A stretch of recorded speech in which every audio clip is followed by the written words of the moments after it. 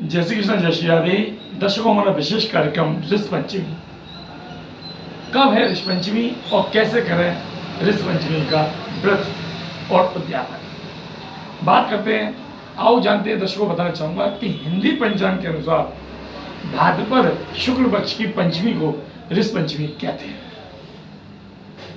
हरतालिका तीज के 2 दिन बाद जो पंचमी आती है वह ऋषि पंचमी कही जाती है, और गणेश चौथ के दूसरे दिन जो पंचमी आती है उसको ऋषि पंचमी बोलते हैं। सनातन धर्म में ऋषि पंचमी का बड़ा भारी विशेष महत्व है। इस दिन 7 ऋषियों की पूजा होती है जिसको सप्तऋषि बोलते हैं। साथ ही अरुंधति जी की भी पूजा साथ में की जाती है।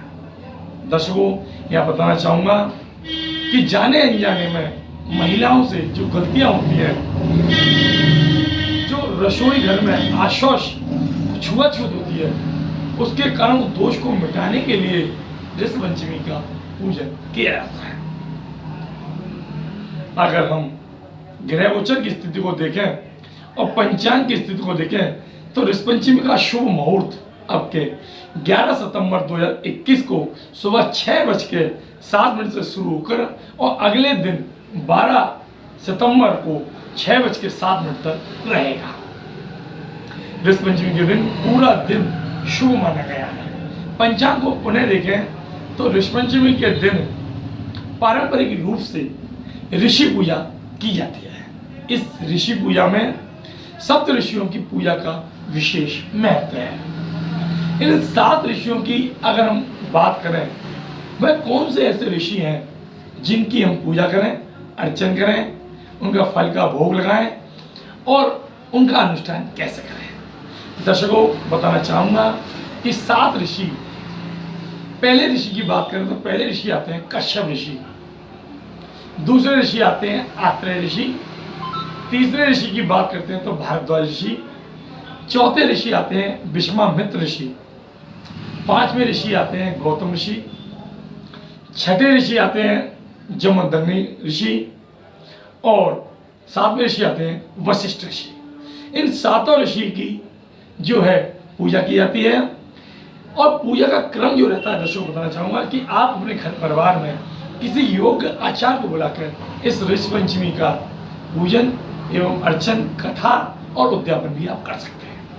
अगर आप अपने घर में सूक्ष्म में करना चाहते हैं तो एक लकड़ी की चौकी को बिछाएं, उस पर एक लाल कपड़ा विराजमान करें, लाल कपड़े के ऊपर अष्टकमल करें, अष्टकमल के ऊपर एक कलश, उस कलश के ऊपर एक नारियल और नारियल के ऊपर एक वस्त्र जो है आप धारण कराएं। साथ में अगर आप चाहें तो मिट्टी से बनी हुई 7 ऋषियों की प्रतिमा बना सकते हैं, या 7 सुपारी जो बड़ी आती है उनको आप रख सकते हैं। 7 ऋषियों को एक लाइन में आप बैठाएं। उससे आगे गणपति और गौरी, यानी कि गणपति और गौरी दोनों विराजमान करें, और साथ में ही अरुंधति जी की और बगल में याज्ञवल्क्य जी भी विराजमान करें। सर्वप्रथम पूजा में एक थाली लें, उसमें स्वास्तिक मारें, शुद्ध जल से स्नान कराएं, स्नान के बाद पंचामृत कराएं, पंचामृत के बाद पंचोपकार धूप दीप नैवेद्य रोली चावल से उनका पूजन करें, फल भेंट करें, कोई मिठाई घर में बनाई हो वो भेंट करें, गणपति पर ऋषियों पर दूर्वा चढ़ाएं।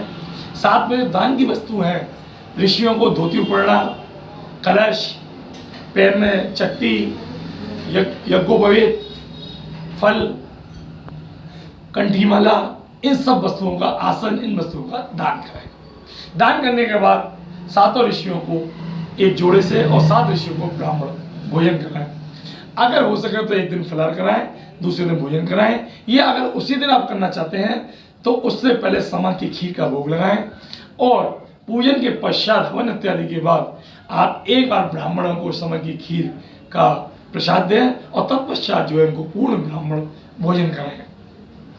दर्शकों, मैं बताना चाहूँगा कि इस पूजन अर्चन करने से जो जाने अनजाने में महिलाओं से रजस वाला स्त्री जो होती हैं, उनसे जब कभी चौके बासन में या किसी पूजा पत्री में कोई दोष हो जाता है तो उस दोष को मिटाने के लिए ये पूजन किया जाता है।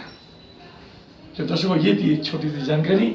अगर आप अन्य किसी वस्तु के बारे में जानकारी चाहते हैं तो हमारा पर्सनल नंबर 9412178130 पे भी संपर्क कर सकते हैं। जय श्री कृष्णा, जय श्री राधे। दर्शकों, आपको हमारा कार्यक्रम कैसा लगा? इस हमारे चैनल को सब्सक्राइब करें, कमेंट दें और साथ ही बेल का आइकन जरूर। जय श्री कृष्णा, जय श्री राधे।